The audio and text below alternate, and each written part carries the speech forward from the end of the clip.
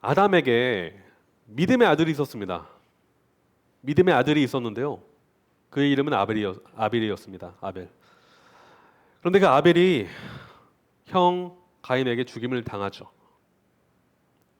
그런데 아벨이 죽고 아담은 하나님의 은혜로 또 아들을 낳게 됐는데요. 그의 이름은 셋입니다. 셋. 믿음의 아들을 다시 주셨어요. 그래서요. 창세기를 보시면 아담의 족보가 나오는데요. 그 믿음의 계보가 가인이 아닌 셋을 통해서 이어지는 것을 볼 수 있습니다.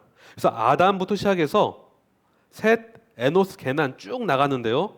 일곱 번째 우리가 잘 아는 하나님이 데려가신 에녹이 나오죠. 그리고 열 번째 족보에는 노아가 나옵니다. 노아의 이름, 뜻은 안식입니다. 안식이에요. 위로입니다. 그런데 안타깝게도 사람들은요, 하나님을 예배하기 위해서 창조되었는데 하나님을 예배하지 않는 자리로 자꾸만 나아갑니다. 자꾸만 하나님과 멀어지고 하나님을 등지는 삶을 살게 되는데요. 창세기 6장에 보시면 하나님의 아들들이 등장하는데, 근데 그 아들들이 사람의 딸들을 좋아하게 됩니다. 그래서 6장 2절을 보시면 자기들이 좋아하는 모든 여자를 아내로 삼았다라고 해요. 이 본문을 가지고 이제 학자들마다 해석을 좀 달리 하는데, 어떤 학자는 하나님의 아들들이 타락한 천사고 사람의 딸들은 땅에 사는 딸들인데, 여인들인데, 타락한 천사와 이 여인들이 동침을 해서 낳게 된 자들이 바로 네필입니다라고 이렇게 해석을 하기도 하는데요. 저는 그렇게 보기보다는 이 하나님의 아들들과 사람의 딸들은 하나님의 아들들은 믿음의 계보로 난 아들들이고, 사람의 딸들은 가인의 계보, 그러니까 믿음이 없었던, 믿음 밖에 있었던 그러한 조상에서 나온 딸들이라고 저는 해석하는데요. 여기서 보시면 자기들이 좋아하는 모든 여자, 그러니까 육신의 기준으로, 하나님의 기준이 아니라 육신의 기준으로 모든 여자를 그냥 아내 삼았다라는 것이죠.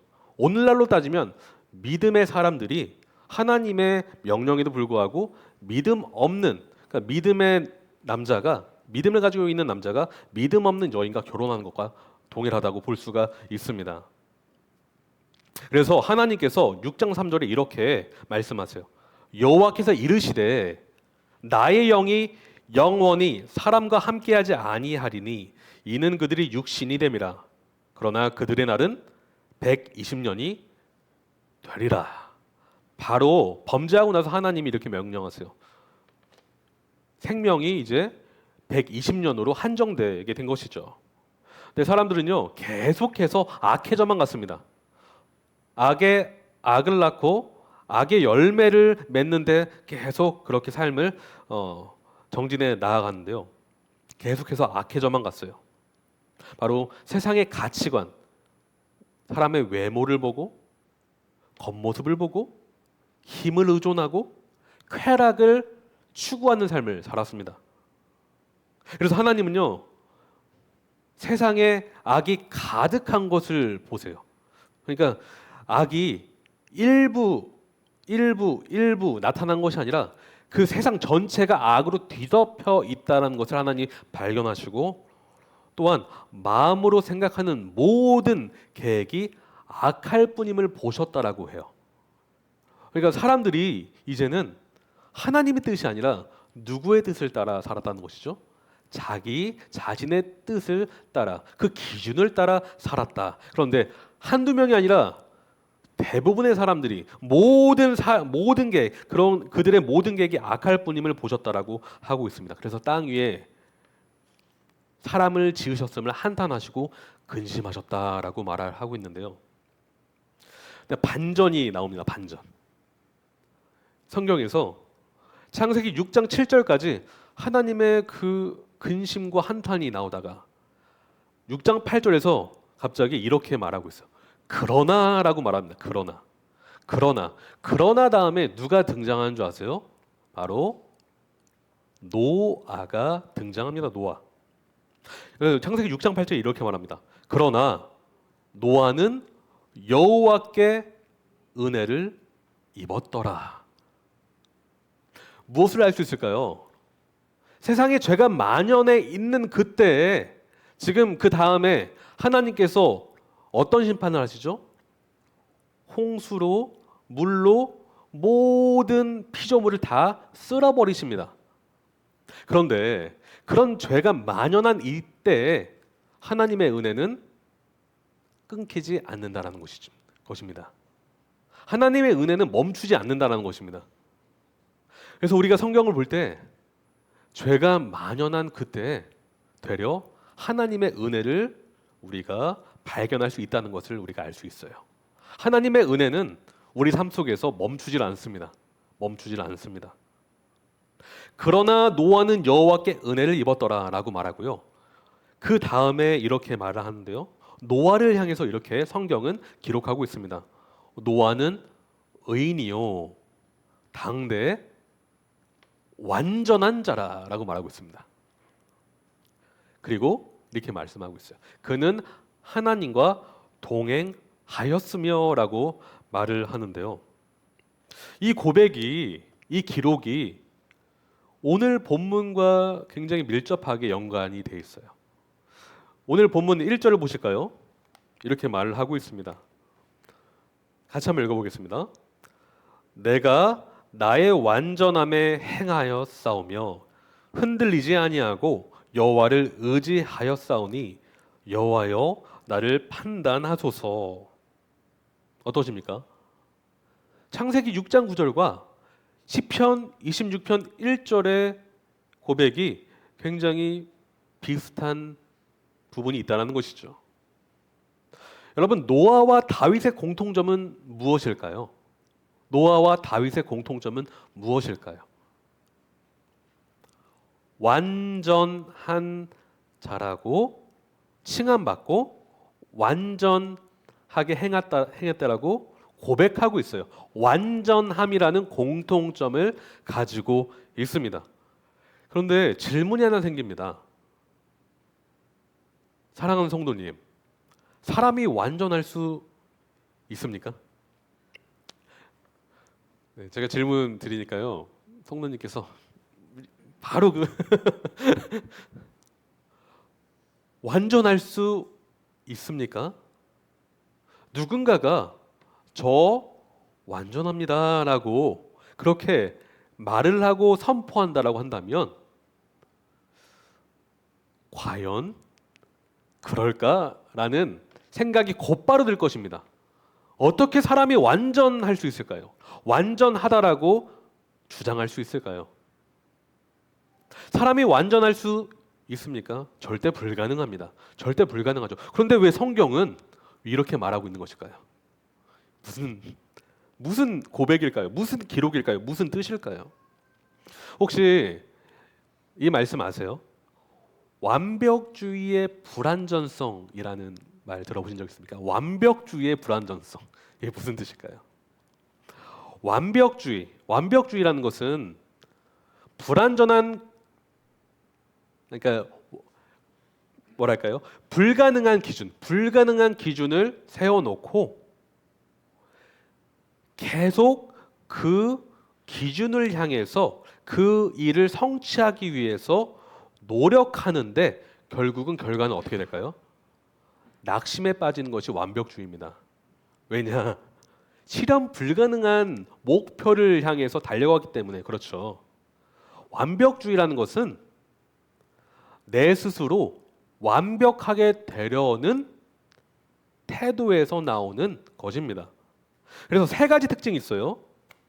완벽주의를 가진 사람의 특징은 첫째, 아예 시작조차 안 하는 경향이 있습니다. 왜 그럴까요?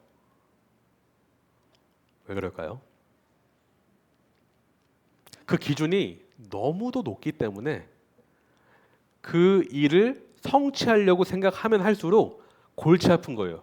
그래서 아예 시작 자체를 안 합니다. 시작 자체를 안 해요.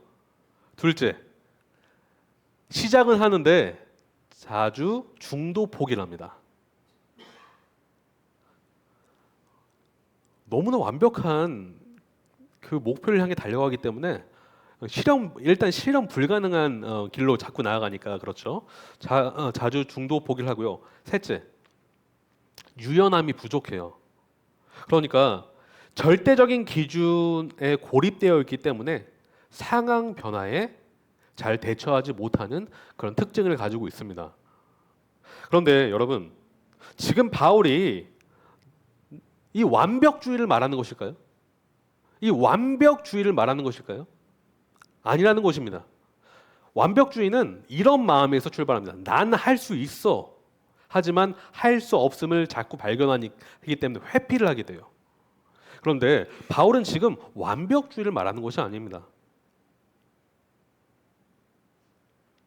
왜냐하면 그는 이렇게 고백하기 때문입니다. 26절을 보시면 이렇게 말하고 있어요. 내가 나의 완전함에 행하여 싸우며 흔들리지 아니하고 뭐라고 하고 있죠? 여호와를 의지하여 싸우니.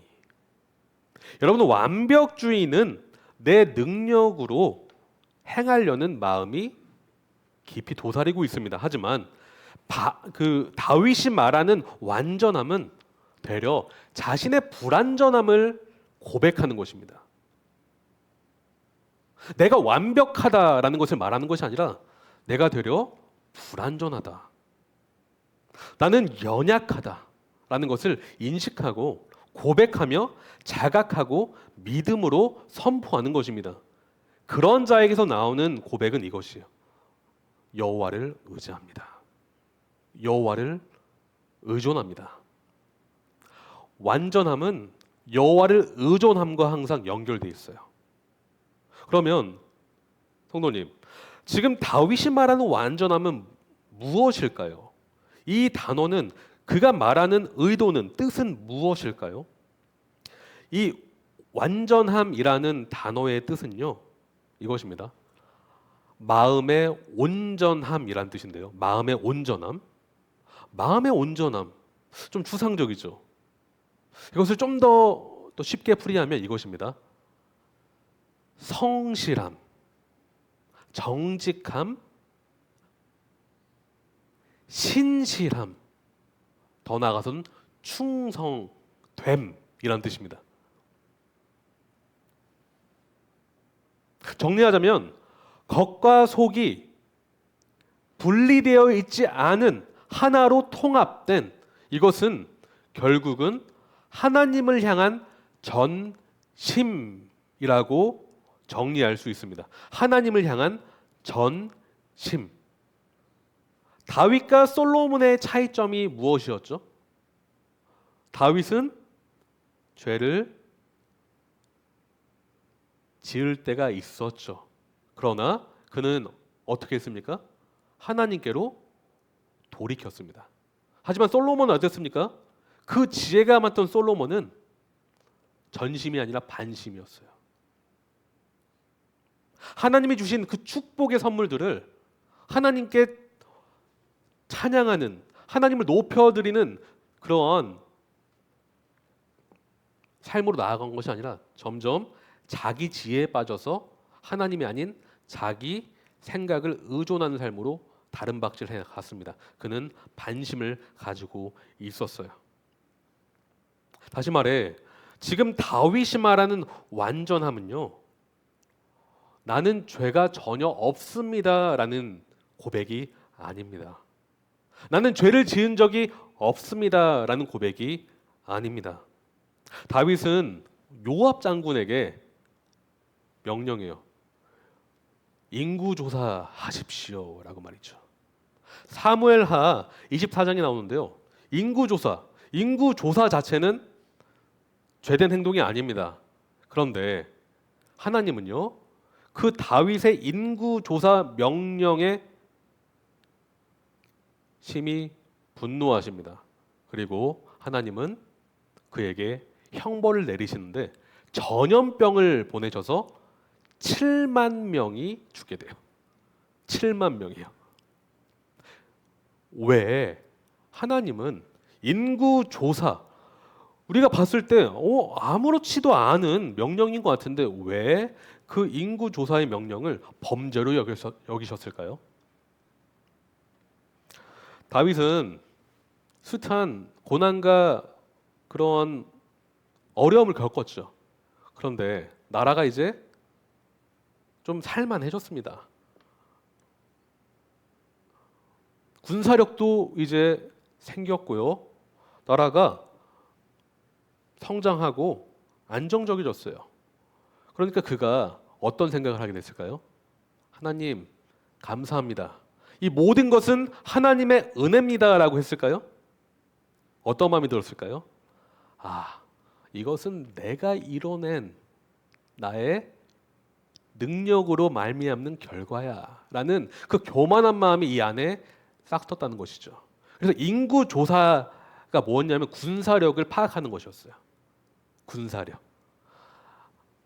내가 가진 이 군사력을 보라. 마치 바벨론의 느부갓네살 왕처럼 이 왕국이 자신이 건설한 왕국인 것인 마냥 이 군사가 자신이 만들어낸 그런 군사인 것 마냥 그렇게 착각했다는 것입니다.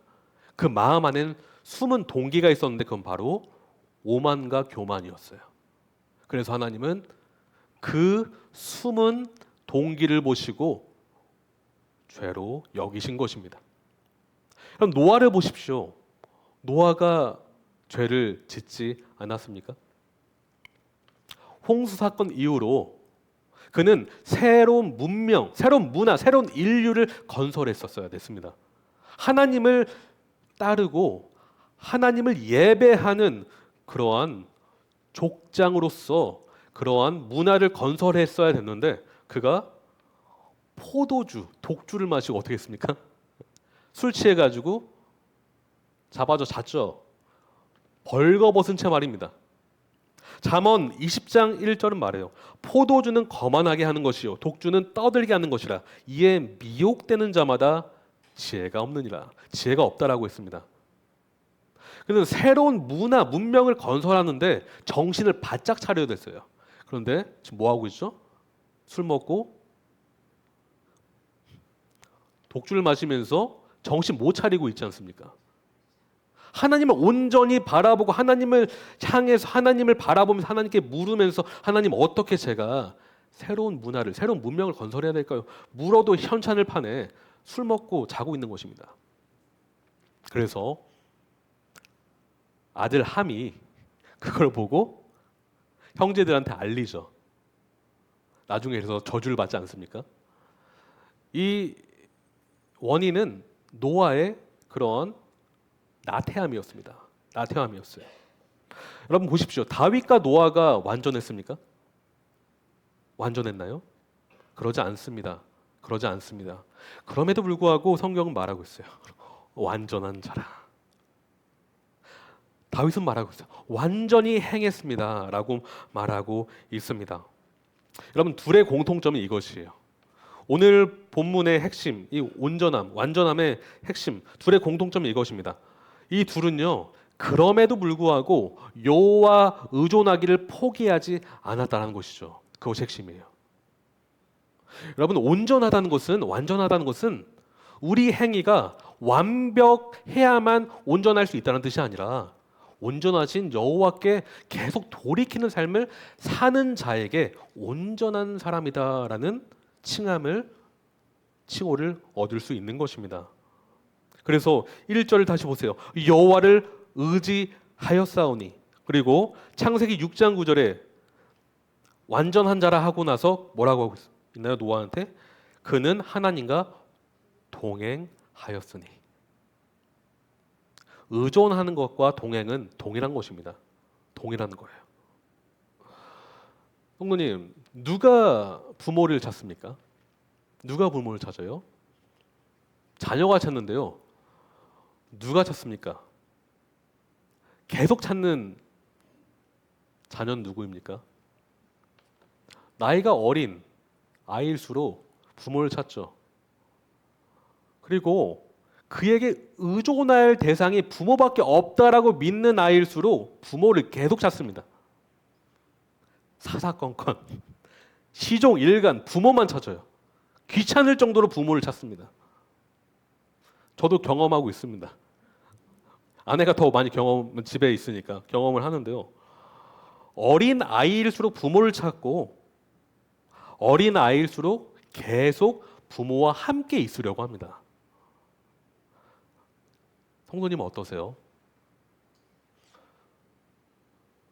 정말 어린아이의 마음으로 하나님과 함께 있으려고 하십니까?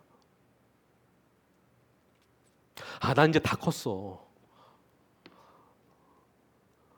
아빠, 나 혼자 있고 싶어. 이제 그만. 밥도 혼자 먹고. 이제 내 개인 프라이버시 좀 지켜줘야 되는 거 아니에요? 제발 내 방에서 나가주세요. 뭐 저도 그런 날이 오겠죠. 어떨 때는. 예. 그러나 우리가 신앙이 좋아진다는 것, 우리가 정말 온전해진다는 것은 우리가 생각하는 것과는 다릅니다. 진짜 온전해진다는 것은 되려 우리 마음이 더 의존적이게 된다는 것입니다. 누구를요? 아버지를요. 근데 우리도 모르게 거꾸로 해요. 나 다 컸으니까, 다 성장했으니까, 믿음 이 정도면 이제 장성한 분량 가지고 있으니까, 이 정도면 많이 아니까, 성경 암송 어느 정도 했고, 이제 좀 기도도 좀 어느 정도 분량 좀 쌓였고, 신앙생활 어느 정도 많이 했고, 훈련도 받았고, 이런 이유 저런 이유. 하나님, 제가 할 수 있습니다. 하지만 다윗은 우리에게 그렇게 말하지 않아요. 그는 하나님을 계속 의존하는 어린 아이와 같이 될 때 우리가 온전한 자가 될 수 있다고 말합니다. 근데 다윗과 노아가 그렇다는 거예요. 성도님, 온전함은요, 완벽주의가 아닙니다. 이 온전함은 우리가 실패할 수 있다는 것을 전제해요. 실패 안 해보셨나요? 실패 안 해보셨어요? 해보셨잖아요. 그렇죠? 신앙생활 하시면서 실패해 보셨잖아요. 저도 신앙생활 하면서 실패 연속인 것 같습니다. 제가 목회를 하면서도 계속 경험을 합니다. 제가 과거에 멘토링했던 형제님이 계셨는데 제가 그분을 한 2, 3년간 1대1로 이제 양육하고 계속 그분 집에 가서 성경 공부하고 했었거든요. 제가 착각을 한 것입니다. 성경 이렇게 알려드렸고 이렇게 사랑을 베풀어 드렸으니까 이분이 변화하겠구나라고 착각을 하고 그렇게 기대를 했는데 안 바뀌시더라고요. 그래서 제가 하나님, 제가 이만큼 했는데 왜 안 바뀌죠? 하나님, 제가 이렇게 지극정성으로 노력했는데 왜 안 바뀝니까? 근데 제 착각이었습니다. 하나님은요, 저는 그때 실패했다라고 생각했거든요. 그런데 하나님은 제가 바꿀 수 없다라는 것을 깨닫게 해주시는 그런 놀라운 레슨을 저한테 주셨어요. 저는 바꿀 수 없다라는 사실을 그때 깨달았습니다. 그래서 하나님이 하시는군요. 하나님이 하시는데 제가 하나님 역할을 하려고 했습니다. 죄송합니다. 물론 저의 교만은 계속 반복되고 있습니다. 그러면서 계속 배우고 있죠. 그 실패 속에서 제가 깨달은 것은 하나님 붙잡아야 되는구나. 제가 만약 거기에서 하나님의 레슨을 깨닫지 못하고 더 노력하려고 했고 제 능력으로 뭘 하려고 했었으면은 아마 더 큰 그런 낙심에 빠졌을 것 같아요. 하나님께서는 그때 하나님을 붙잡는 그런 레슨을 저에게 알려주셨습니다. 사랑하는 성도님, 온전함은요 완벽주의가 아닙니다. 우리가 부족함을 더 깨닫는 사람일수록 우리는 온전해질 수 있어요. 왜 그런 줄 아세요? 온전함을 이끄시는, 온전한 자리로 이끄시는 분은 우리 자신이 아니라 하나님이시기 때문입니다. 여러분, 완벽주의는 내가 만들어내는 완벽이에요. 하지만 이 성경적인 완전함은 하나님이 주시는 선물입니다. 하나님이 하시는 거예요.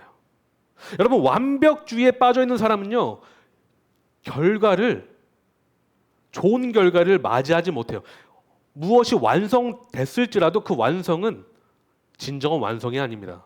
그런데 성경적인 완전함은요, 완성을 경험하게 돼요. 왜 그렇습니까? 하나님과 동행하기 때문입니다. 전 두 가지를 말씀드리고 싶어요.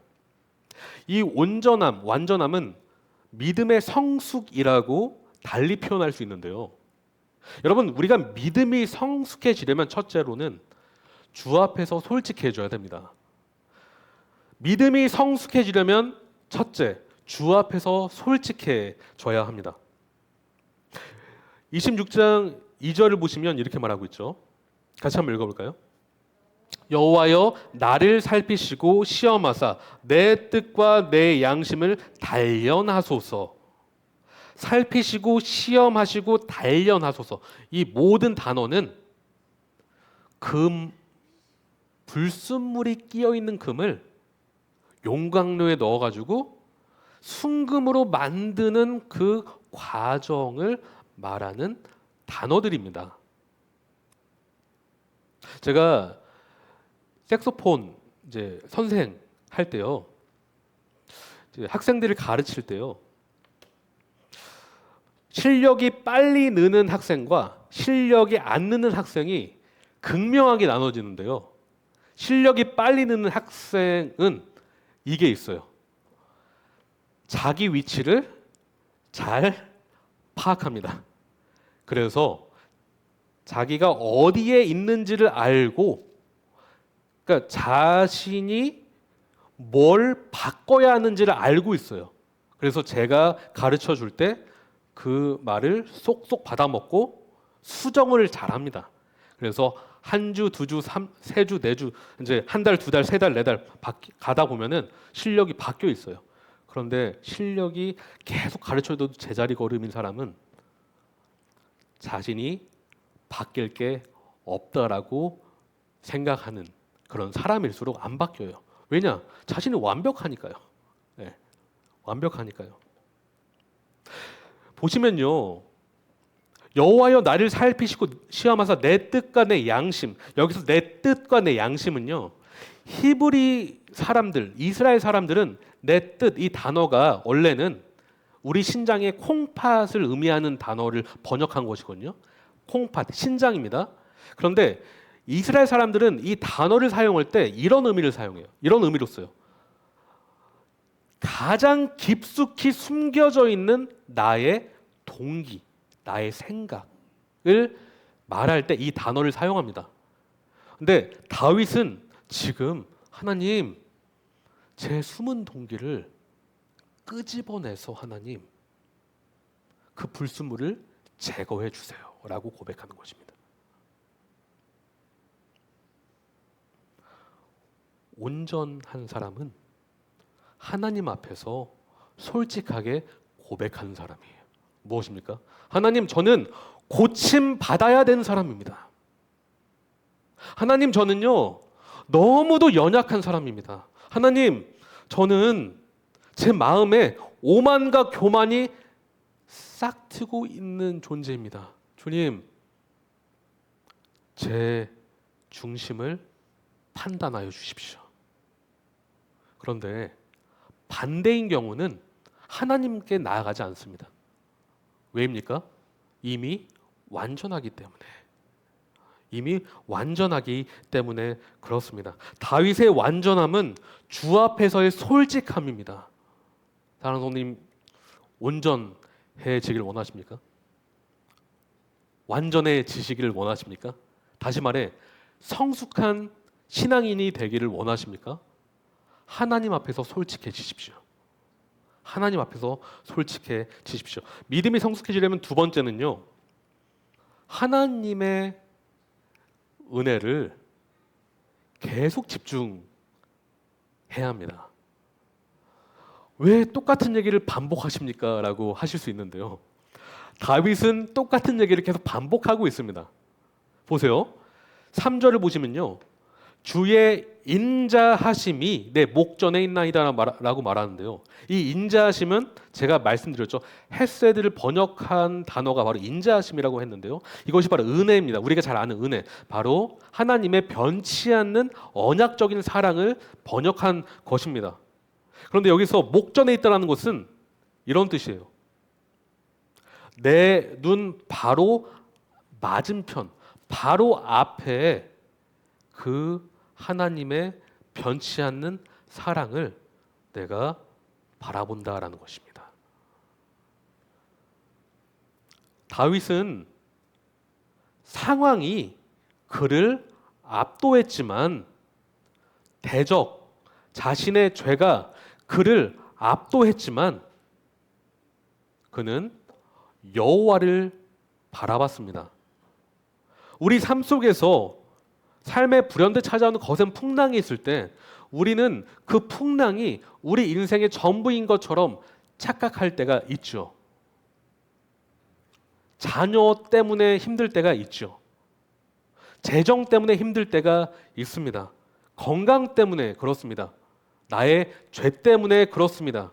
상대방의 죄 때문에 그렇고요. 나의 연약함 때문에 그럴 때가 있습니다. 그런데 계속 시편은 우리에게 이러한 구체적이고 명확한 답을 제시를 하는데요, 우리의 시선은 그때 상황이 아니라 하나님의 사랑을 바라봐야 된다라고 말하고 있어요.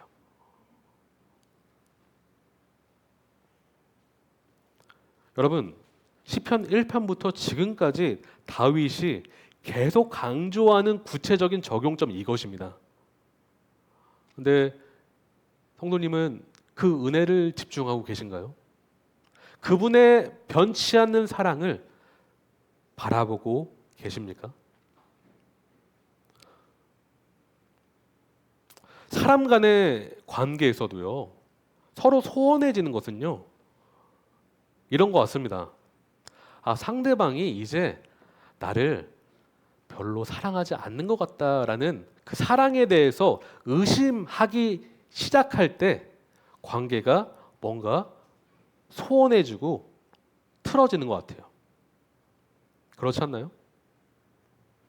근데 상대방이요, 항상 나를 온전히 사랑한다라고 생각해 보십시오. 그렇게 우리가 믿는다면 상대방이 어떤 말을 하더라도 그걸 사랑으로 받아들여요. 그렇죠? 그런데 이 사람은 나를 지금 힘들게 만들려고 이런 말을 하는 거야. 나를 싫어해, 나를 미워해 라고 생각하면 어떤 말이라도 그걸 사랑으로 받아들이지 않게 됩니다.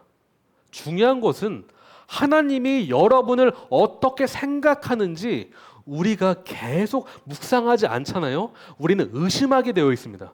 왜 그럴까요? 왜 그럴까요? 우리 마음이 그렇기 때문에 그렇습니다. 우리는 완전하지 않아요. 우리 마음은 완벽하지 않다고요. 우리 마음 안에는 뭐가 있습니까? 아직? 죄가 있습니다. 이 죄라는 것은 의심을 낳습니다. 의심. 죄라는 것은 의심을 낳아요. 우리가 가만히 있으면 의심하게 된다니까요. 하나님을 바라보는 것은 자연스럽게 하는 것이 아닙니다. 하나님을 바라보는 것은 의지적으로 해야 되는 것입니다. 의지적으로 해야 돼요. 그러지 않으면 여러분은 의심하게 되어 있습니다. 우리 마음이 그렇습니다. 다윗은 우리에게 의지적으로 하나님께 시선을 고정하라라고 말하고 있어요. 구체적으로 하나님이 우리를 얼마나 사랑하시는지를 계속 기억하라라고 하고 있습니다. 이것이 우리가 완전해질 수 있는 비결입니다. 이제 결과인데요. 그렇게 했더니 다윗은 이렇게 말하고 있어요. 3절. 주의 인자하심이 내 목전에 있나이다. 뭐라고 하고 있죠? 내가 주의 진리 중에 행하여 라고 하고 있어요. 걷는다라는 뜻입니다. 걷는다. 걷는다라는 것은 무슨 표현일까요? 여러분 보통 뛰십니까? 걸으십니까? 뛰는 거는 간혹 뛰죠. 간혹 뛰시죠. 근데 걷는 거는 어떠세요? 매일 하시죠. 매일 뭐 하라고 하고 있죠? 진리 중에 매일 행하라, 걸으라라고 말하고 있습니다. 우리가 성숙해진다는 것, 주 앞에 솔직해지고 주님의 그 은혜를 계속 기억할 때 우리는 진리 중에 걷게 된다라고 말하고 있습니다. 진리 중에 걷게 된다. 저는 이제 말씀을 정리하려고 하는데요. 여러분, 완전한 자는 나의 길을 걷는 자가 아니라 누구의 길을 걷는 자일까요? 하나님의 길을 걷는 자입니다. 노아를 보십시오. 창세기 6장 22절에 말합니다. 노아가 그와 같이 하여 하나님이 말씀하신 것을 다 지키는 가운데 이렇게 말하고 하고 있어요. 하나님이 자기에게 명하신 대로 다 준행하였더라. 준행하였더라. 노아는 방주를 수십 년 혹은 100년 기간에 걸쳐서 방주를 지었다라고 그렇게 학자들이 보고 있습니다. 정확한 기간은 모르지만 수십 년에서 100년, 길게는 100년. 그렇게 배 지으실 수 있겠어요? 하나님이 축구장보다 더 큰 방주를 수십 년에서 100년 동안 성도님께 방주 지어라라고 명령을 하신다면 어떻게 하시겠습니까? 1년 정도 하시다가 아이고 허리야, 아이고 어깨야. 하지만 노아를 보십시오. 노아가 그대로 다 준행하였더라라고 말하고 있습니다. 어떤 면에서 완전한 삶은요, 단순한 삶입니다. 무슨 삶일까요? 하나님 뜻을 따라가는 삶. 노아에게는 그것이 방주 짓는 것이었습니다.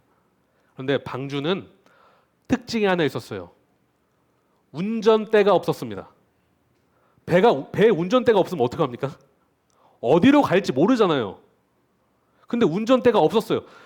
세세하게 하나님이 다 명령하셨는데 이거 하나는 딱 빼놓고 말씀하신 거예요. 그런데 우리는 어떤 방주를 지으려고 하죠? 나만의 운전대를 세우려고 합니다.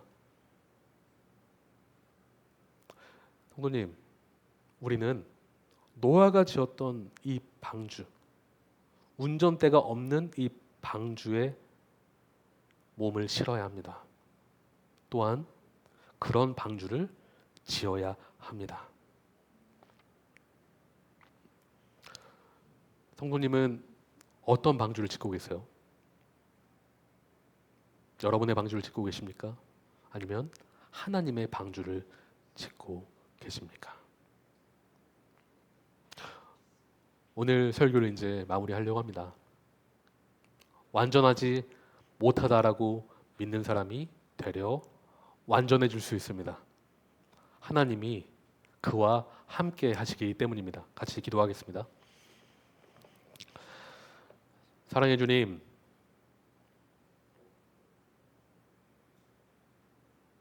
완전하신 하나님, 온전하신 하나님이 우리의 아버지이시고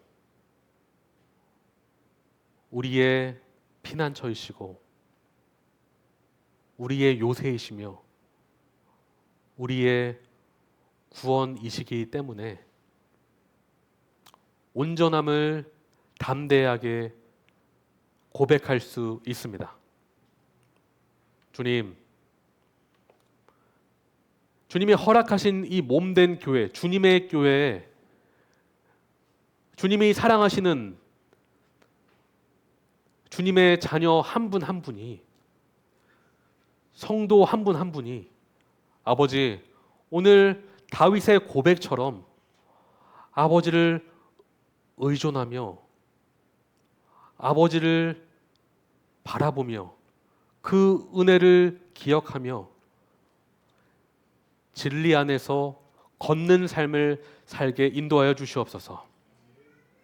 하나님, 노아는 정말 수십 년 동안, 어쩌면 100년 동안 방주를 지을 때 그 믿음 없는 사람들이 얼마나 조롱했을까요? 왜 이런 어리석고 헛된 일을 하느냐고 얼마나 조롱받았을까요? 하지만 노아의 믿음을 바라봅니다. 하나님, 사람의 시선이 아니라 하나님의 뜻을 쫓게 하여 주시옵소서. 그래서 홍수에 휩쓸려가는 인생이 아니라 방주에 안전하게 몸을 실어서 평평한 땅을 밟는 믿음의 백성들이 되게 하여 주시옵소서. 사랑합니다. 예수님의 이름으로 기도합니다.